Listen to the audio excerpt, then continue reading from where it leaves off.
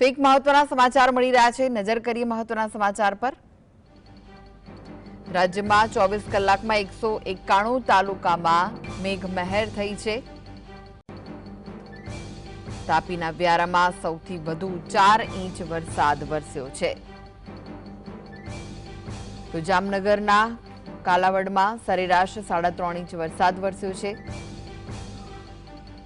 પોરબંદરના રાણાવાવમાં 3 ઇંચ વરસાદ વરસ્યો છે।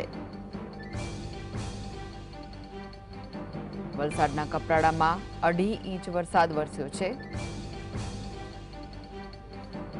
સાથે જ સુરતના બારડોલીમાં પણ 3 ઇંચ જેટલો વરસાદ વરસ્યો છે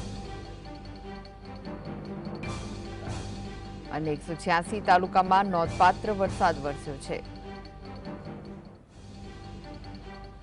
રાજ્યમાં 24 કલાકમાં 191 તાલુકામાં વરસાદ વરસ્યો હોવાના સમાચાર છે।